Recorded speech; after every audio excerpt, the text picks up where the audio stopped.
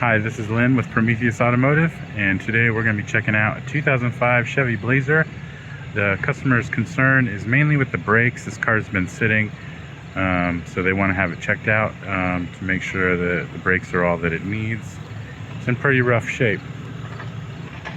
Both the front tires are flat, so I'm not going to be able to test drive this vehicle today, but I'm going to look over the engine and look over underneath the vehicle. Alright, got the hood open. Let's take a look at these fluids. So brake fluid looks pretty empty. I would say that there's most likely a brake fluid leak. So we're gonna check out the brake lines and the wheels and see if we can find any kind of leak.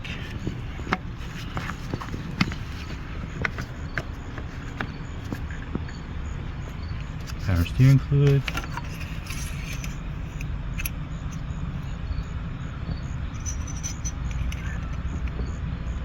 Okay, looks like it's got plenty in there, maybe a little overfilled. Belt.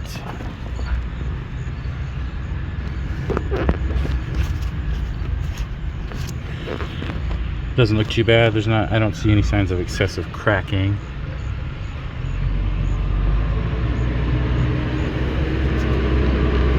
Radiator.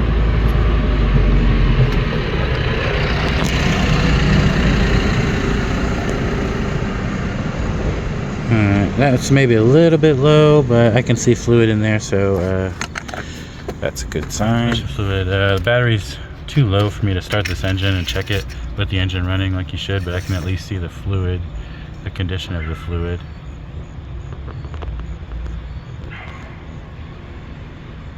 Okay, kind of brownish, not black yet, so it'd be a good idea to change that fluid. And it has some in there, that's good. Okay, I checked the air filter just now. I'm not going to show it on camera because this design is so awkward to try to open this up.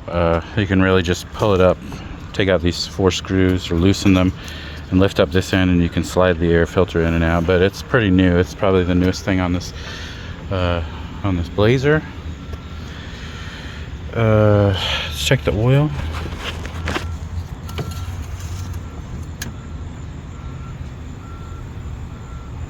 Looks full. I'm going to wipe that off and recheck it.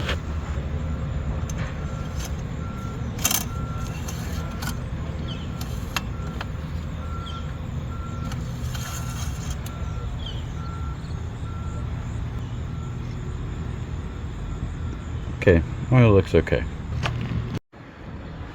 Alright, I'm about to lift up the front end of this Blazer. Before I do that, I'm going to add some brake fluid just to get that leak to show up a little bit better. If a little bit of fluid runs out, then I'll know exactly where the leak is. But it may be completely dry under there from sitting, so just put in a little.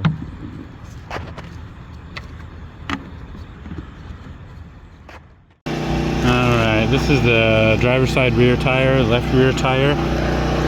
We're gonna go underneath here and check this out. I didn't see any problems at the front that were glaring or jumping out at me.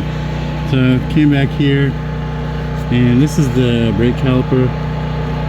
You can see that's loose. That's just that's not attached anymore. So I'm gonna take this tire off and see what's going on with that. This side. That looks like it's been grinding, so definitely pads and rotors for the rear, and then whatever's going on with this caliper is probably going to need to be replaced. Alright, these lug nut covers are plastic, so be careful. If you're using an impact, be really careful, or take them off by hand. This one, this impact I have from Milwaukee can go very slow if you want it to.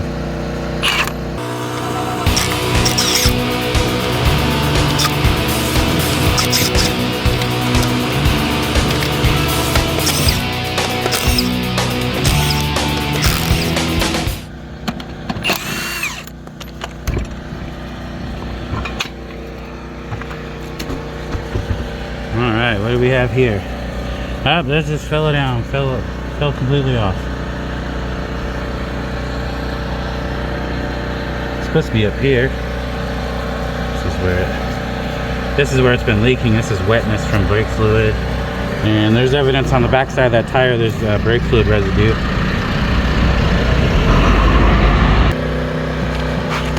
Alright, well, the brake hose is still attached to that caliper that's laying on the ground. And here's the end of it that's on the vehicle. So this brake hose is definitely bad. This right here, this brake line has to come to replace the brake hose. This brake line has to come free. I don't like how that looks. That's pretty rusted, and I can imagine that easily twisting and breaking. When I try to break that loose, this probably seized in there, right there. So this is going to twist and snap off, and then we're doing a brake line. So I'm just going to go ahead and recommend that brake line probably to right there. That this is a little T junction for the brake fluid. That looks pretty solid, so I'm going to say that that'll be alright to replace it from there to this, and then a new brake hose, obviously. This is where the bolts have come out of this is the brake caliper bolts. So the bracket looks okay. Got a broken piece here.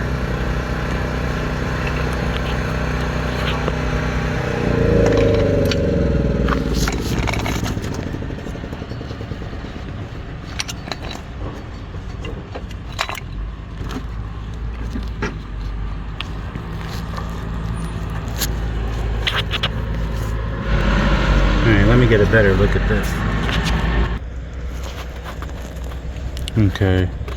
Well, this bracket for the parking brake cable is broken off from the backing plate for the brakes right here.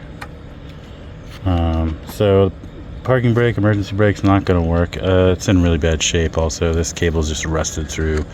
So they're going to need, if they want the parking brake, the emergency brake to be able to work, they're going to need some new cable and to replace this part of the axle.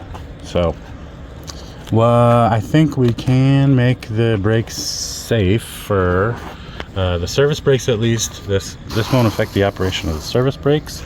So I think with some new pads, rotors, brake hose, brake line, and caliper on this left rear, I think we can make it somewhat safe to drive. I mean, there's a lot going on with this truck. I could probably spend all day looking for deferred maintenance. There's plenty of that, and there's some rust issues, but the frame doesn't look like it's rusted out. I've got it on jack stands, so I would go ahead and do this brake job because it can make it safer, and so that's an okay thing to do on any car. So I'm going to discuss these findings with the customer and see what they want to do. Thanks for watching. Hope this is helpful.